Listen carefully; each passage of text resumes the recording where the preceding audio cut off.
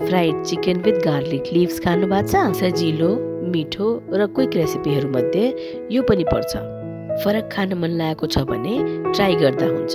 यसलाई चाहिने सामग्रीमा चिकन, सौंफको पाउडर, धुलो खुर्सानी, जिरा धनियाँको धुलो, सुकुमेल, दालचिनी, ल्वाङ, करी पत्ता, फिटेको दही, मरिचको धुलो, कागती, बेसार, अदुवा लसुनको पेस्ट, रोगिनी मिर्च पाउडर, तारेको प्याज, गरम मसाला पाउडर, चॉप्ड हरियो धनियाँ, तोरीको तेल, चॉप्ड हरियो खुर्सानी, नुन स्वादानुसार अनि हरियो लसुन चॉप गरिएको।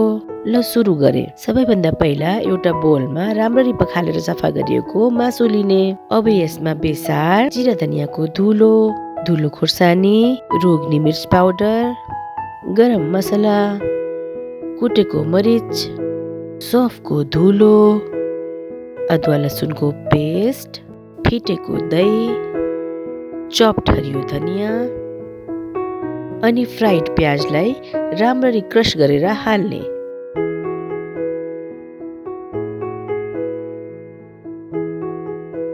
सबै मसलालाई राम्ररी मिक्स गर्ने।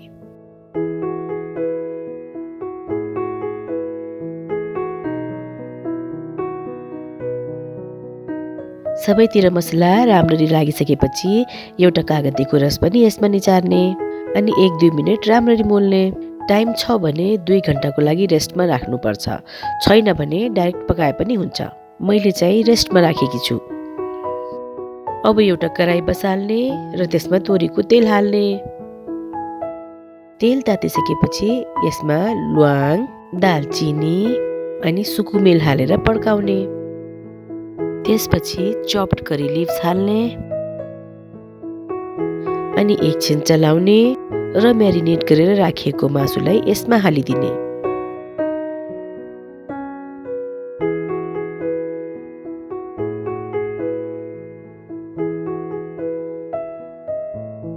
अब 2-3 मिनेट राम्ररी उल्टाइ पल्टाइ चलाउने।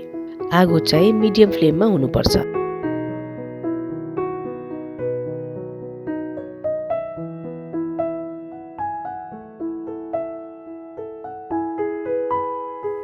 पाँच 7 मिनेट मिडियम फ्लेममा छोपेर पकाउने अनि खोलेर हरियो खुर्सानी हाल्ने।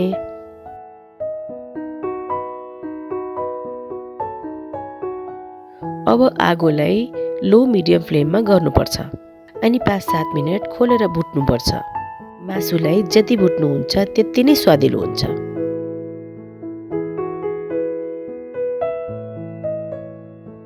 अब बिर्को लगाएर 4-5 मिनेट अझै पकाए। मासु र मसलाले जुसेस रिलिज गरिसकेको छ। यो बेलामा मैले यसमा नुन हाले अनि राम्ररी चलाए। मासुलाई म्यारिनेट गर्ने बेलामा मैले नुन हाल्न बिर्सेकी थिएँ, त्यही भएर मैले यो नुन अहिले हाले। तपाईले यसलाई म्यारिनेट गर्ने बेलामा हाल्दा हुन्छ। चिकनको यो रेसिपी पकाउँदा यसमा पानी हाल्नु हुँदैन। यसमा रिलिज भएको जुसेसहरुमा नै यसलाई पकाउनु पर्छ। त्यही भएर फ्लेम चाहिँ लो मिडियममा नै राख्नु बेस हुन्छ। यसलाई छोप्दै खोल्दै छोप्दै चलाउँदै गर्नुपर्छ। यसको सबै पानी सुकुन्जेलसम्म। यो प्रोसेसमा पानी त सुकिन्छ नै, सँगसँगै चिकन पनि भुटिन्छ। चिकन राम्ररी भुटिसकेको हुनाले अब मैले यसमा चॉप्ड हरियो धनियाँ हाले र राम्ररी चलाए।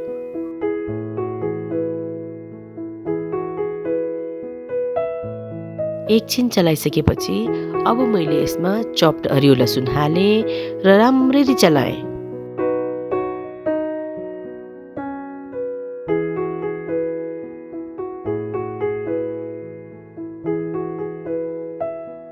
दुई 3 मिनेट राम्ररी चलाएपछि अब मैले यसको बिर्को लगाएँ र छोपेर यसलाई 2-3 मिनेट अझै पकाएँ। Chicken with green garlic leaves ready छ। मैले यसलाई डिश आउट गरेँ।